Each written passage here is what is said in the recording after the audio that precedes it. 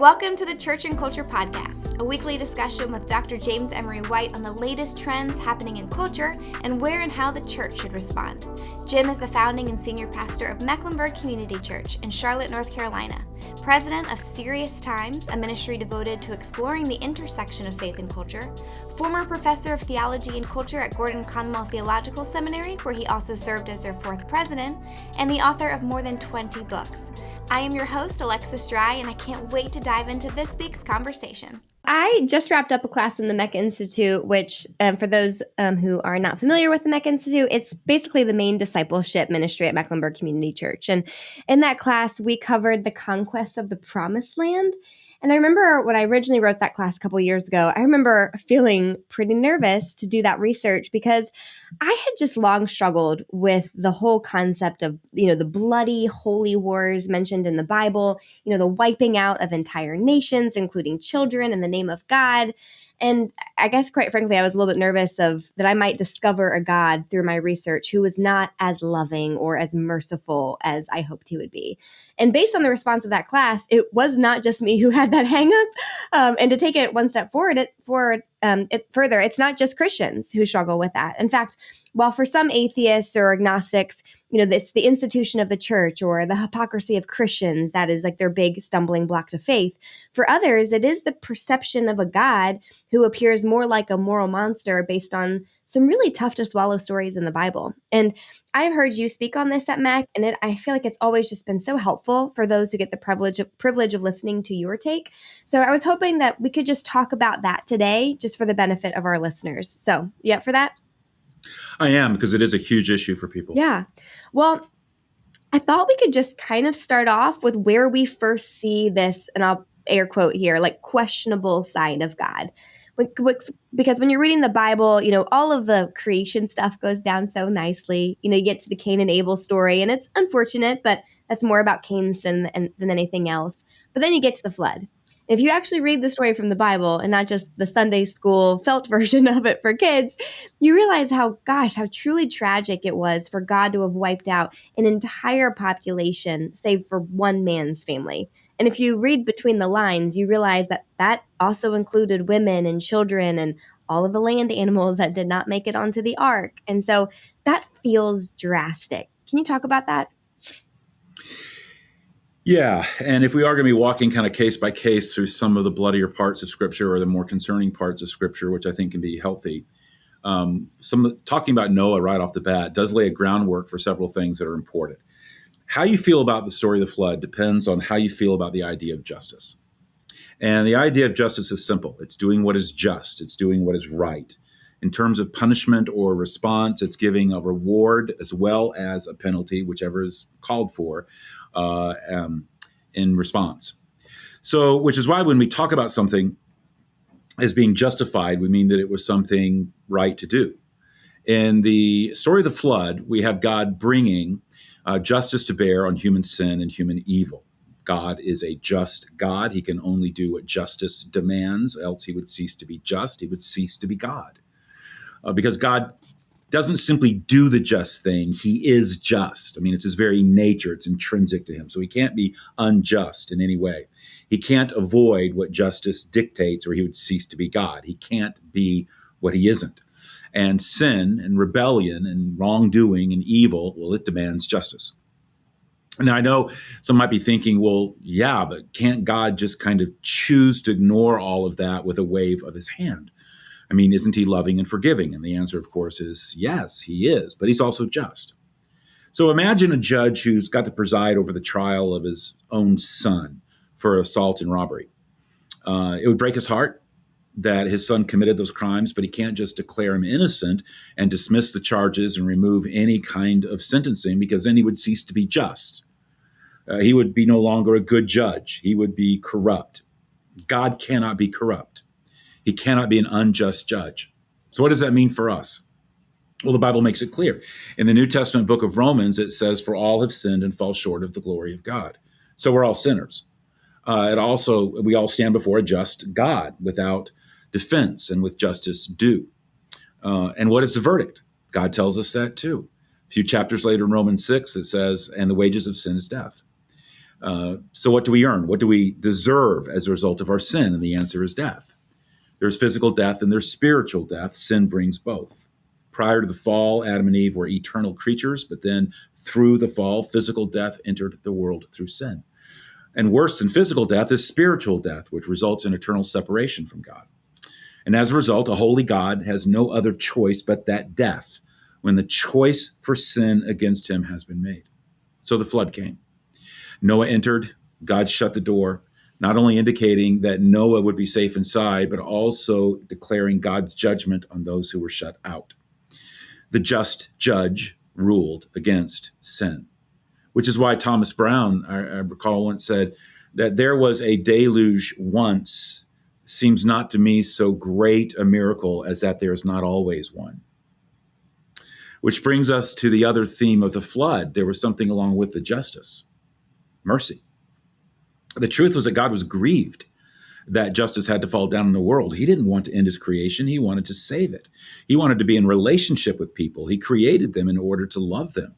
And as long as there was one person willing to choose him, choose that love, like Noah, God was not going to give up. You see, in spite of Noah's sin, he was a sinner like anyone else. But there was one thing different about Noah. He was sorry he was a sinner. And he wanted to please God, and he wanted to be in a relationship with God and honor God. He wanted to be forgiven for his sins and be a right relationship with him. And that is all that God was looking for.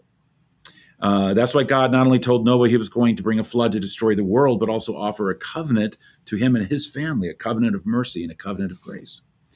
And in that hope for humanity, because of even a single man's heart for God, God vowed never to flood the world again, entering into a covenant with Noah and offering the rainbow as a sign.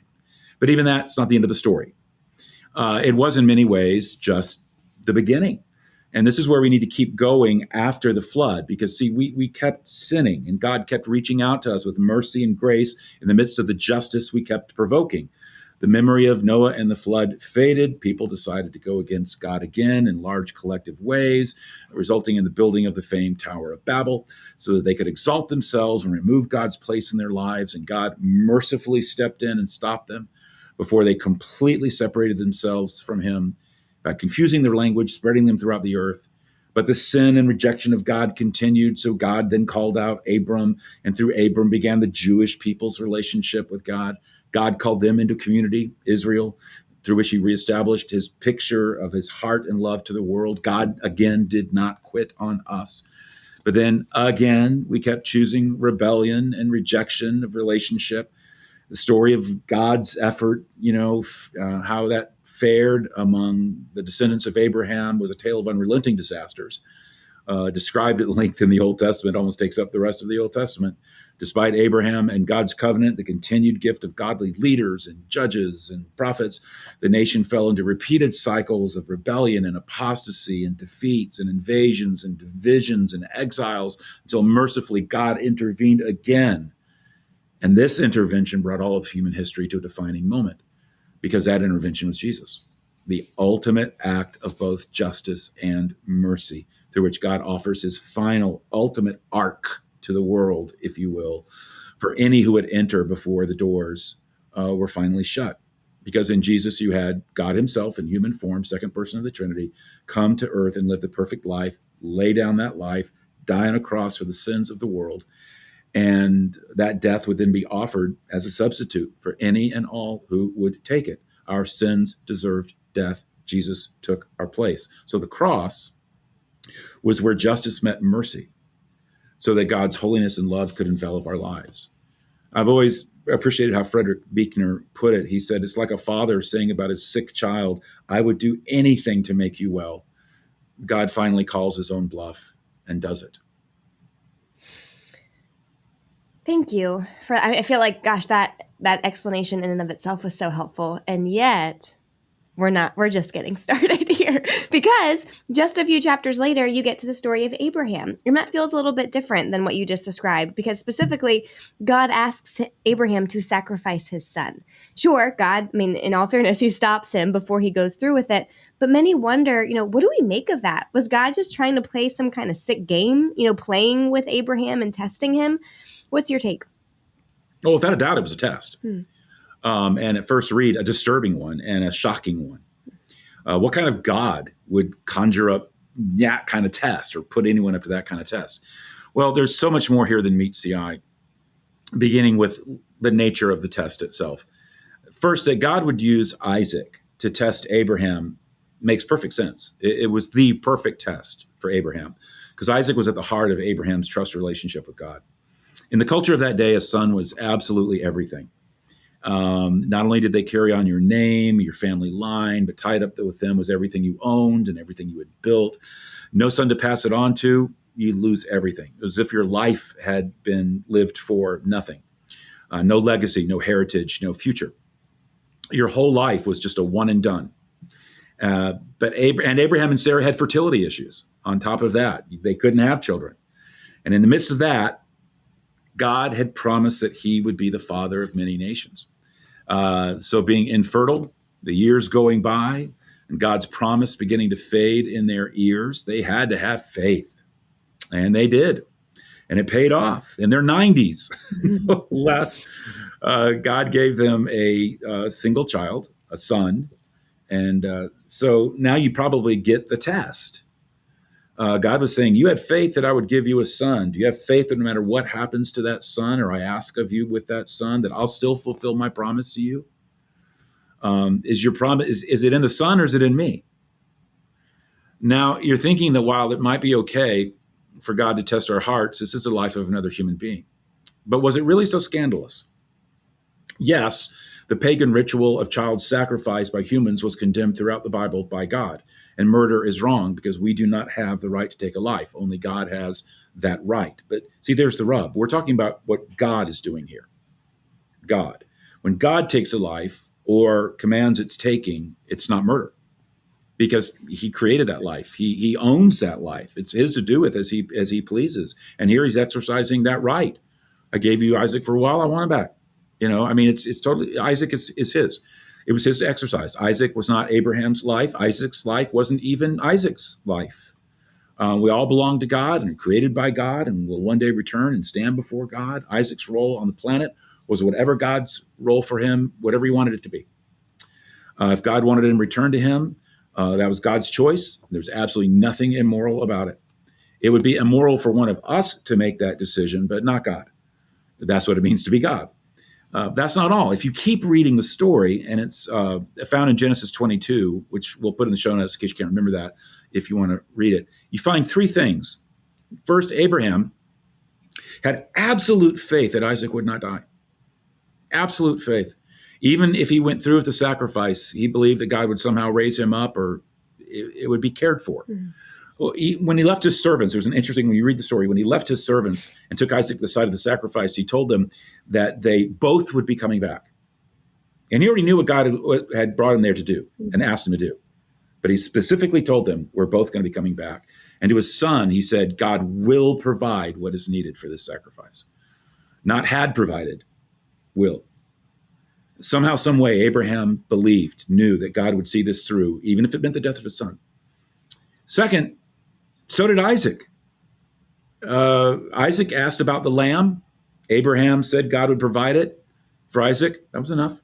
He was fine with that. There's no indication he fought his father when being bound or that he tried to run away or that he fought for his life.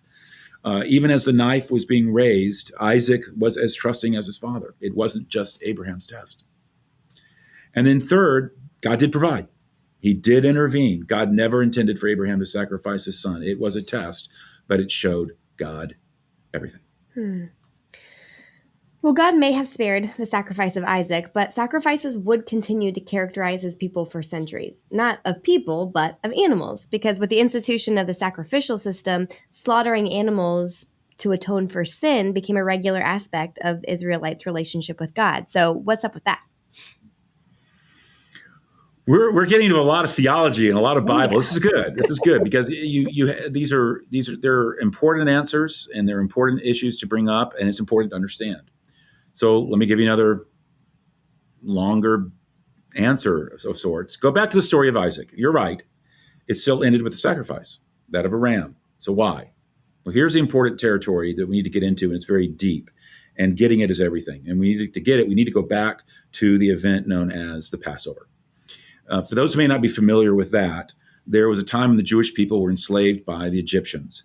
And a man by the name of Moses came along and led them with the help of God-delivered plague or two, 10 before it was all over, out of bondage and into freedom.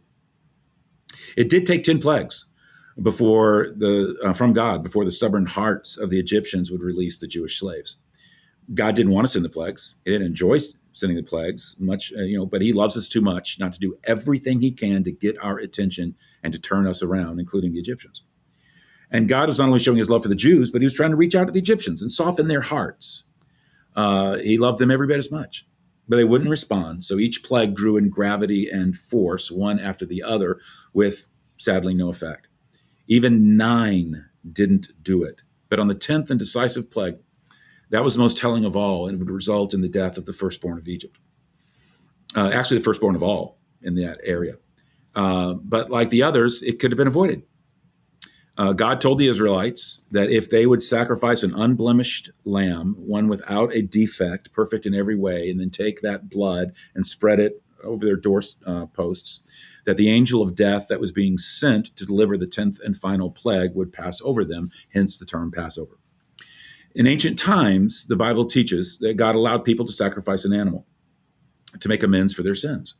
I know that seems strange to us, but it was very intentional by God. He wanted people to see the severity of their sin.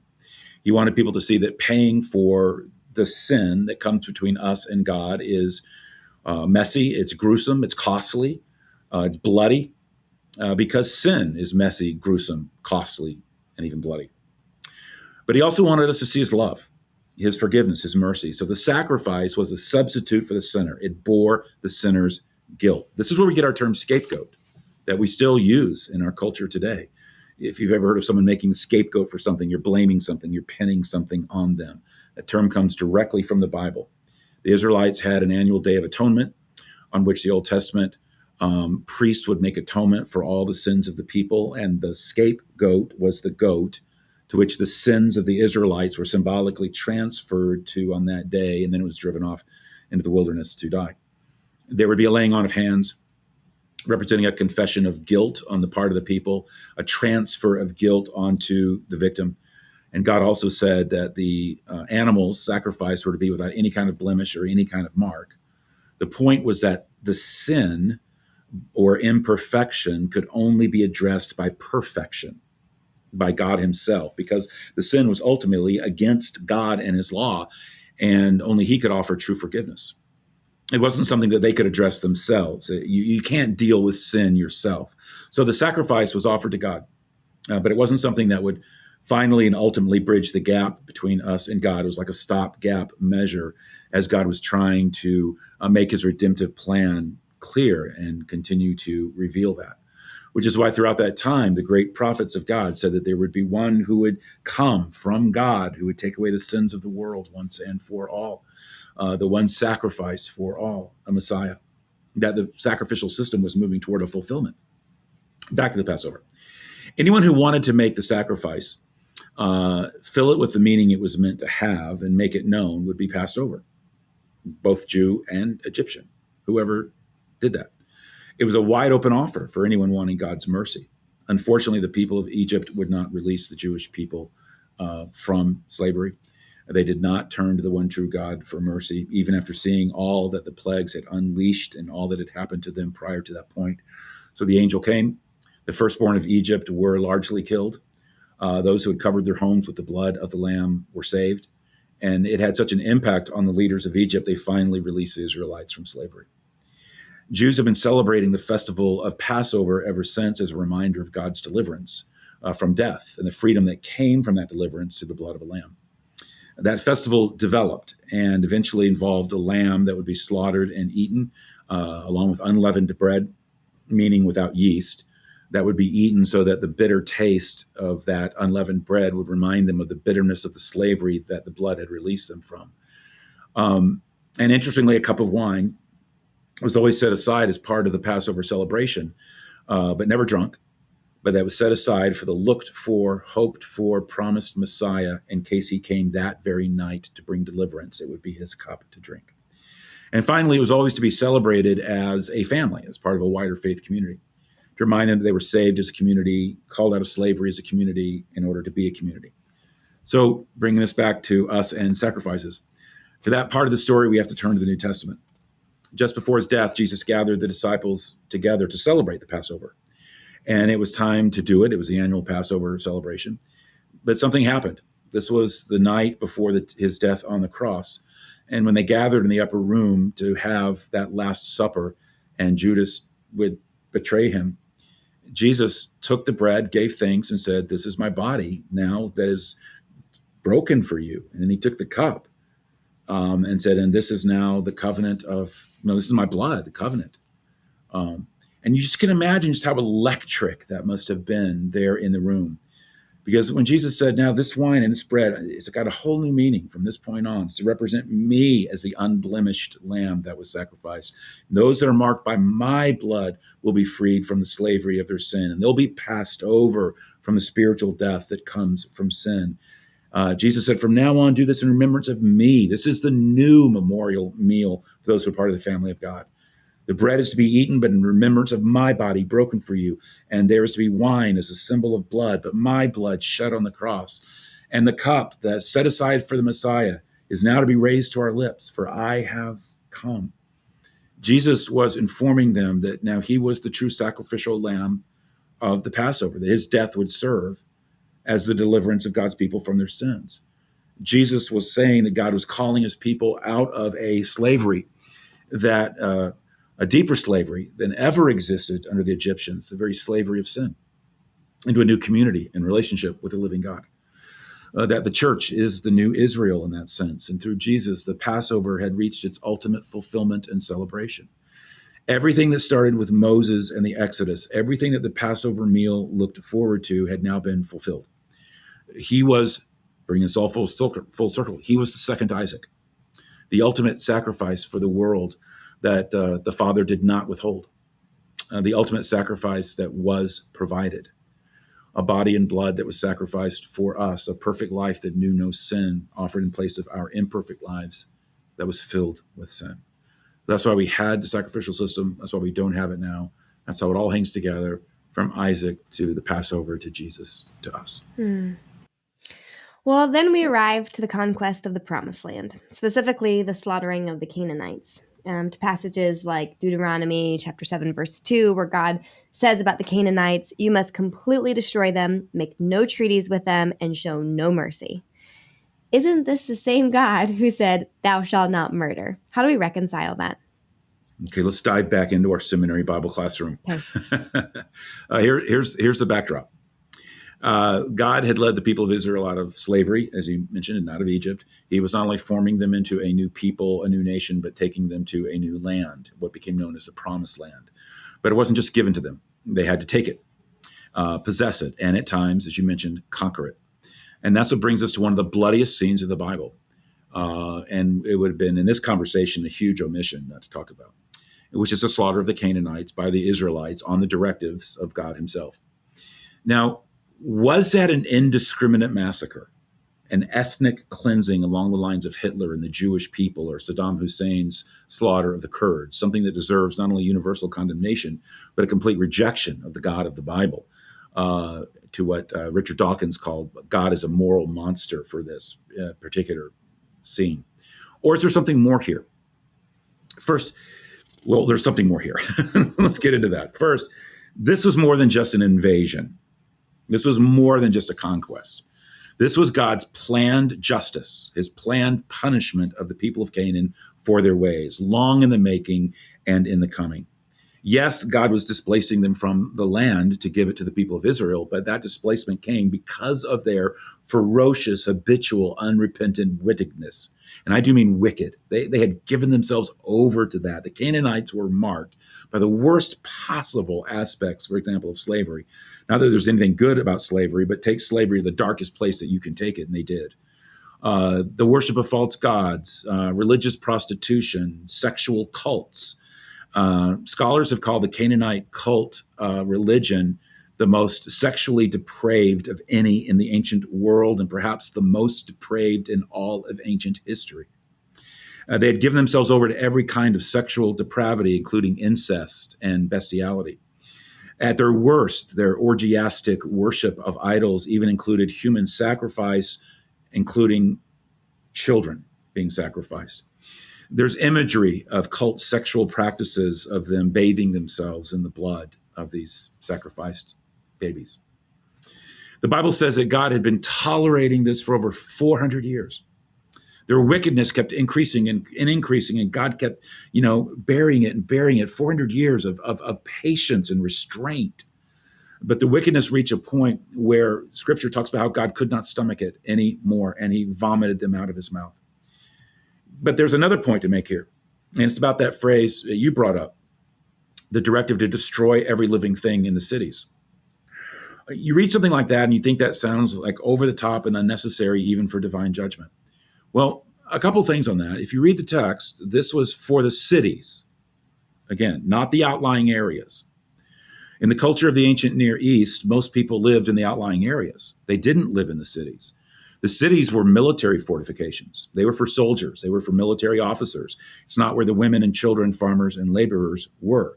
So in terms of warfare, this was not about civilians. Second, in terms of the ancient language of the day, this was common hyperbole. It wasn't about literally taking every life, but ensuring that the job was done.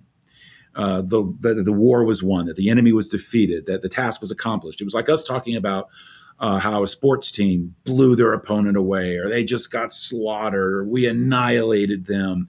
It's a form of rhetoric. When you study the language of the ancient Near Eastern cultures, this was very, very, very common. They would talk about, for example, how they destroyed every man, and then later talk about what they were going to do with their male survivors. So, in other words, destroying everything meant winning, not literally destroying everything. This was more about purifying than it was purging.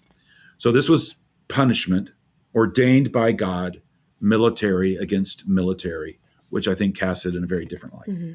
I feel like you get this, I get this, but we also can't deny that, killings like that of the Canaanites have served as like the justification for other types of holy war killing. Of course, the Crusades come to mind, but there are so many other examples of this throughout Christian history.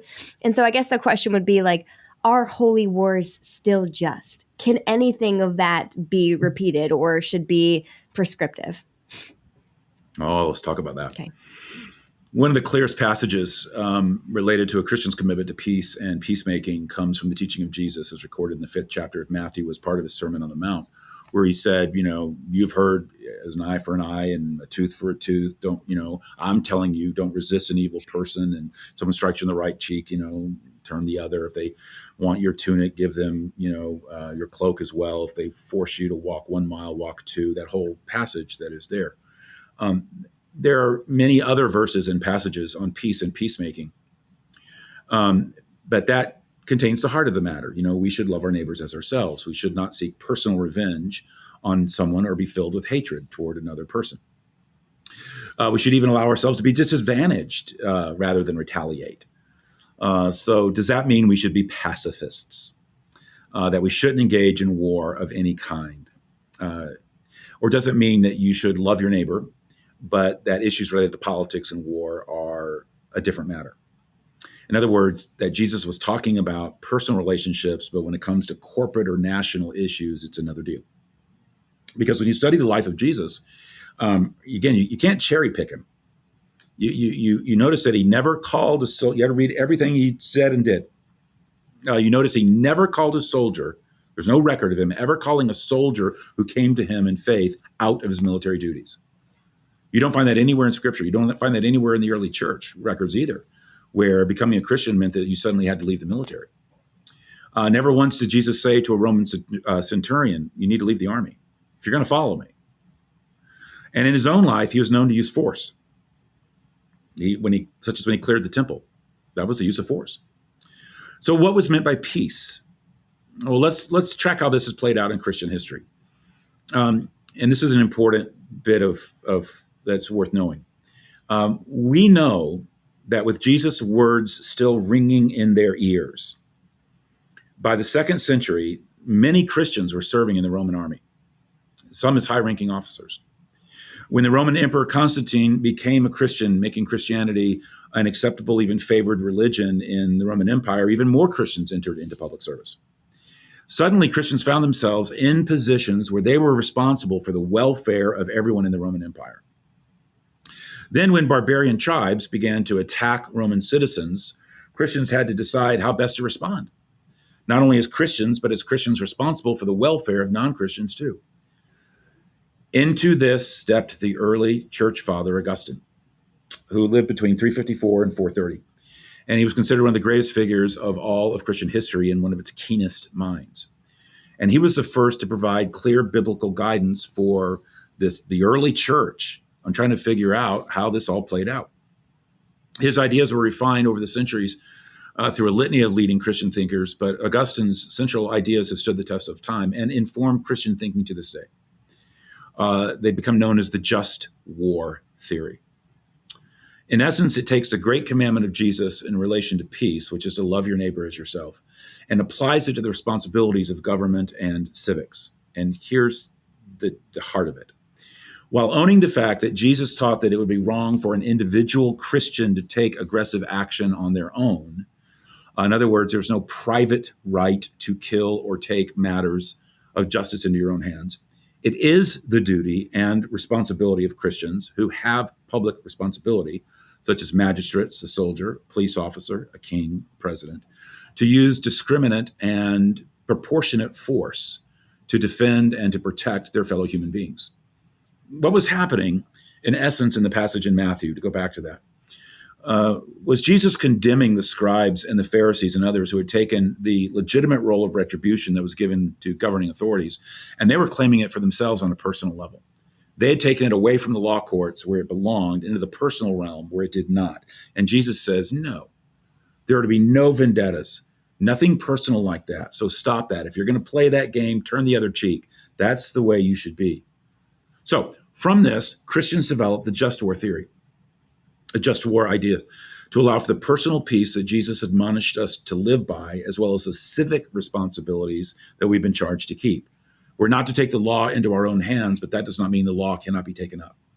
In fact, the law must be established. To love our neighbor personally and to love our neighbor corporately sometimes can involve the use of force, police action, courts, punishments, prisons, even war. The idea is that while the Bible teaches us to live in peace with others as much as it depends on you, someone could make it impossible for you to live at peace with them. From this, the conditions for a just war were spelled out. And let me give you the main ones. For a war to be just, there has to be an urgent and imminent threat. It must be an act of defense against aggression, never simply for conquest or as an act of aggression. Only a defensive act is defensible. It must be ordered by one who is in authority to do so. They have been given the authority. It must be for a just cause. It must have the right intention. It should not be based on revenge. It must be an act of neighborly love and protection with peace as its goal. It should be the last resort. Peace and resolution should have been attempted. The force used must be proportionate to the desired ends, meaning that the evils caused by the war are less than the evils to be righted. It must seek to minimize non-combatant civilian casualties. Now, when this is carried out, and along these lines, these principles followed by those in civic authority, it could be considered just, even if preemptive, meaning striking first. For if the threat was urgent and imminent, then striking first to prevent that threat was considered an act, again, of neighborly love. To fail to engage in a just war is to refuse the love of God to another person. To fail to use force to aid our neighbor when force is the best way to render that aid is to withhold love. To fail to engage in a just war is to fail to love your neighbor as yourself. If there is genocide happening somewhere, neighborly love means ending that genocide and stepping in, and by force if needed. So you have, for example, in the Old Testament, God told Joshua to go to war against the Midianites because they were being oppressive and committing all kinds of atrocities, including throwing young children into these huge burning fires. And as you read about this, and again, this is in Numbers 22, and we can put that in your show notes if you forget that, God gets more than a little upset. And part of his anger was that two of the tribes of Israel wouldn't go to war. They wouldn't step in, even when this was happening to children, that they wouldn't obey God to step in what was a very just use of force. And God's anger was not only against the Midianites, but against two of the tribes of Israel who refused to engage that battle. I think when you get to, first of all, thank you. Again, this has been really helpful. And I hope that we can link in the show notes the Bloody Bible series that you did too, because I think that you're able to tackle a lot more than we're going to be able to tackle in this conversation. And also Christianity for people who aren't Christians tackles this from the vantage point of how non-Christians feel when they read this. And so I walk through it trying to explain it as if you were explaining it to a non-Christian about why these things are in the Bible. Yeah. Well, I was just thinking, by the time you get to the New Testament, you don't see quite as many bloody scenes like we just talked about. And so that has led people to think of God in this dichotic sense in which he is mean and angry in the Old Testament, but then he's loving and merciful in the New Testament in the person of Jesus. In fact, there were several movements in the early church that they were eventually deemed heretical, but they couldn't make sense of these two faces of God. And so they concluded that they had to be two separate gods. In Gnosticism, Marcionism, they both had this kind of frame of mind. So how might we reconcile our own hardships here with the theology that God is love and he does not change? Yeah. Well, first let's talk about what a testament is. Okay. Let's ground ourselves in that before we get into the issues between the older one and the newer one. The word testament simply means agreement or covenant. It refers to a pact, a treaty, an alliance between two parties. And in many ways, the Bible is a record of God's great covenants or promises to us in regard to our relationship with him. So what is the Old Testament or Older Testament? Well, it's a record of God's covenants, God's agreements with people before the time of Jesus. Specifically, the Old Testament is the covenant God made with men and women about how to be in a relationship with him before Christ came. God gave the people promises that if they would open themselves to God's actions and align themselves with God's purposes, that they could be in a relationship with God. And then through that, God would reach out to the world. Through them, he would reach out to the world. And as time went on, his covenants gave more and more of God's plan, more and more of his revelation, building toward the supreme revelation of God's plan, which the Old Testament said would be the coming of the Messiah, God himself to save the world. Which brings us to the Newer Testament, the New Testament. The New Testament is the new agreement that God made with men and women about how to be in a relationship with God after the coming of Jesus. But it didn't replace the old covenant, it fulfilled it. That's incredibly important to understand. The better way to think of them is the first covenant and then the final or fulfilled covenant. Because God's agreements with people in the nation of Israel found their fulfillment in the new covenant in Jesus. Because that's what they were to begin with. Pointers, signs of what was to come. All along, God's intention was to bring forth the Messiah, the Savior of the world. The Old Testament describes everything about how God set the stage for what would be the ultimate moment in all of human history. In fact, the purpose of the Old Covenant was to prepare people for the coming complete covenant that would arrive with the Messiah. All of the prophets of the Old Testament passionately awaited the completion, the fulfillment of God's plan through the coming of Jesus. Everything that they said, everything that they did was pointing toward waiting in expectation. And what they were looking for is what the New Testament chronicles. The New Testament describes the coming of Jesus and how it brought to fruition all of God's dealings with human beings. But that brings us to the problem that a lot of people feel comes into play. If all of this is true, then why does it seem like when you read the Old Testament, you get a God of wrath and judgment. In the New Testament, you get a God of love. They'll say, that's just the way it reads. Doesn't it? And I would say, no, that's not the way it reads at all. When you actually read both testaments, you find that there really isn't a difference between how the Old Testament and the New Testament portray and present God at all. In Jesus, you see the character of God the Father, the God of the Old Testament. And Jesus is no more loving than his Father, and the Father is no more judging than Jesus. There's enormous love and grace and mercy in the Old Testament pictures of God, almost to the point of scandal. I mean, in spite of people's sin, in spite of people's rebellion, God continues on with this stubborn love and this unrelenting bias toward mercy. I mean, just read Hosea. Oh my goodness. God reveals his own heart and says that the response to sin and disobedience and rejection is to go and show love to that person again and again and again. And if people aren't familiar with Hosea, it was the story that was made into a movie. Francine Rivers wrote about redeeming love and about a man who fell in love with a prostitute, and she kept being unfaithful, and he kept having God tell him to, no, you stay faithful to her, and you keep going after her, and you keep bringing her home, and you keep having her as your wife, even though she kept leaving you this way. And of course, in Hosea, that whole story is told with God saying, "That's me." And the people who, the people have been the prostitute, and I'm the loving husband who's just wanting to go chase after her again and again and again. That's in the Old Testament. That's the Old Testament story, which is what you see God doing again and again for us. So the Old Testament is not dominated by God's wrath. It's dominated by God's incredible restraint, his unbelievable patience, and his undying love. You see, the truth is that this God of the Bible is a God of love and justice, grace and judgment, mercy and accountability. And together they form a single picture, a single unity. And it is a compelling one.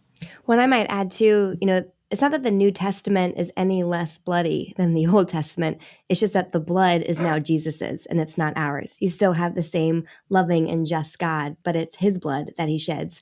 But that doesn't mean it's any less costly, right? It means that it's tremendously costly. So we just seem to take that for granted and we miss that fact sometimes. Yeah. Well, gosh, this has been so helpful. And I know so many people who are listening probably have people in mind who they're thinking, man, it would be so great for such and such to be able to hear this. And so I hope that you'll share it, or I hope, gosh, even better, that you would be able to digest this information in such a way that you could repeat it or share it, and help others understand if this is a hang up for them. But we will fill the show notes with more resources to help you with that. But I know this feels like a breath of fresh air for some of us who have just struggled with this for a long time. So thank you, Jim, for your time. Thank you guys for the time that you spent listening to this. And we hope you'll consider joining us again next week. See you later.